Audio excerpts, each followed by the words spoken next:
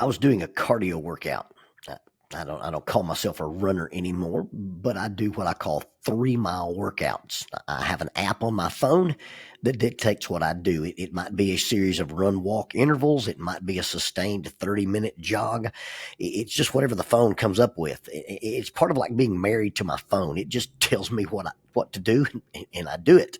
I can complain, I can make excuses. I can even assert, you are not the boss of me, but in the end, I will do what it says. So I was at Berry Hill Park in Searcy, Arkansas, and out doing one of my intervals. I was out doing a run walk thing on a beautiful pre spring day. And I call my working out, I call it paying the rent. There's a sign in one of the gyms that I use, and it says, rent is due, pay him.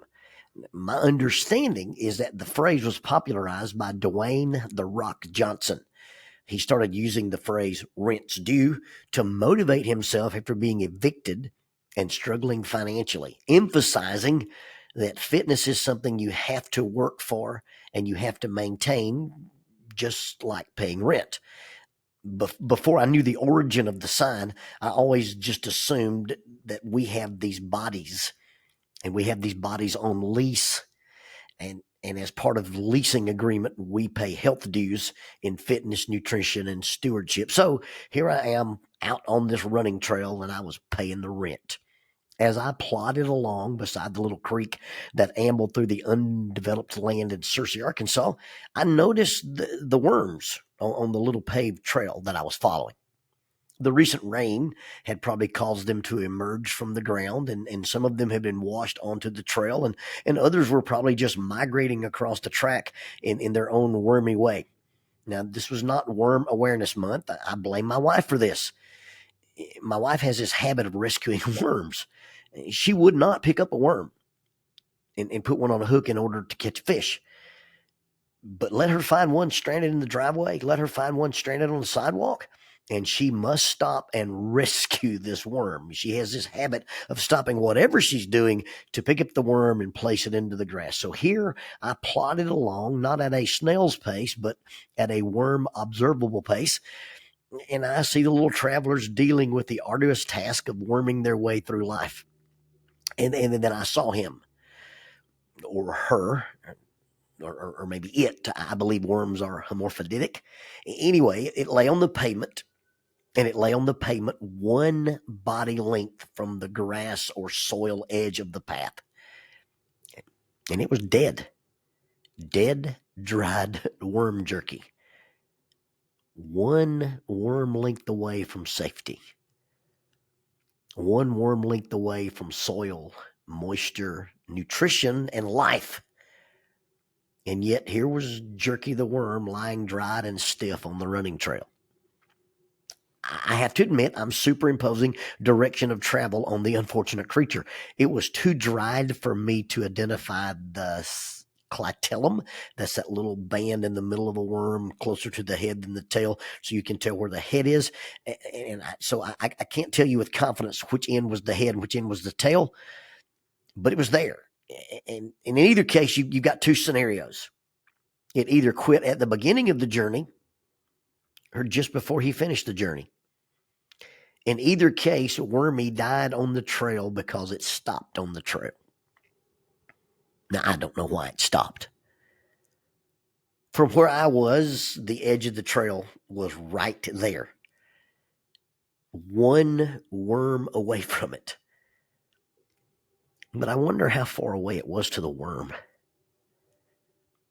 If you stand up and you look at your door or your fridge or whatever in your room, you might say it doesn't look very far away.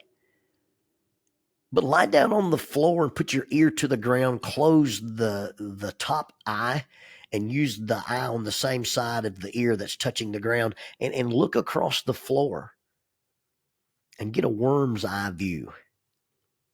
Get a view from the earthworm side of things, and they look much further away. Your fridge, your door, your couch. It's easy to believe that the world is flat and endless from that kind of viewpoint. Since worms don't actually have eyes, it's not really a thing where we can talk about what the worm saw. not a worm's eye view, but the worm's eye viewed is what we're going to talk about. You see, the worm I was looking at, the worm doesn't really have a worldview in as much as they are blind. And so this is not what the worm saw, but we're merely an observation of the worm that I saw. They can sense light, and they can respond to touch, they can respond to taste, and they can respond to smell. Now, I don't know how sensitive their smellers are, but so very much of their actions are based on feelings. They get into a situation and it doesn't feel right around their body, and they'll wiggle and move and do whatever they do to try to change that. So we can't talk about what the worm saw. We really can't really talk about what the worm thought. We can talk about what the worm felt. Now, this little worm had been crawling along this rough pavement, occasionally probing with his nose to find an entrance to the subterranean. And having failed to find it, it just crawled on. Now, worms don't slither. They accomplish locomotion through what they call peristaltic crawling. They flood their bodies with their fluid, and then their muscles contract and elongate, and it's called peristaltic crawling. So it's just crawling along, trying to find a place where its nose will go into the ground, and not getting the feeling that it wanted to feel after so long of a journey. It just stopped. Now, whether it was coming or whether it was going, it just stopped. Worms aren't capable of rational thought, so to superimpose cognition on that odor would be disingenuous. But worms, quote unquote, make decisions. They make choices. They go here, they go there, they go or they stop. And they make all those choices based on feelings. The sensation of what it could feel around this little body. And it had crawled all this way, all the way from the other side of the track. And it crawled all that way on the hot pavement, on the hot, rough, unyielding, unforgiving pavement. And it was one worm length away. It was almost home. But after all that crawling, it felt the same. It felt the same to the feeling sensors that give worms feelings. And since it had felt this way for such a long time, it may have just decided it would never feel anything different. And so it just stopped. It stopped. And it died and it dried up. The length of his little worm body from the feeling it had been hoping to find. In all fairness, you might surmise that the worm had exited the grassy area and had just embarked on the long journey to cross to the other side of the pavement. And from a worm's point of view, that would be a huge and dangerous undertaking. And having gotten just a little bit out of the grass, it had decided it was too much to feel this way for that long, and so it had just stopped. It was too hard, it was too hot, it was too difficult. And instead of pushing through it, it just quit. And I don't know which is sadder, to stop at the beginning or stopping before the finish. I don't know which is worse, but they resulted in the same thing. They result in the same result. Dead and dried up jerky failure, or dead and dried up failure jerky. See, we have the option. We can choose the viewpoint we use to navigate our world. We can use only our feelings and let what we feel dictate what we do, or we can rise above the feeling and use the other senses we have to make sense of our situation and make sensible decisions.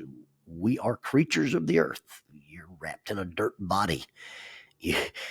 Compared to the celestial, or compared to the heavenly, or compared to the spiritual, we're probably a little more than worms. We are earth worms. And because we are worms of the earth, we could have the worm's earth view, or we can decide to see beyond what we feel. We can decide to believe in what we can't see. We can decide to believe in what we don't see. And the trail you're crossing is not all there is to your world. See, there's things out there you can't see or you don't see. The feelings you are feeling is not all there is to feel, and the thing that you see is not all there is to see, and the thing that you can't see is no less real just because you cannot see it. Don't let your limited worm's eye view cause you to stop before you really begin. And don't let your limited worm's eye view cause you to quit before you find the end.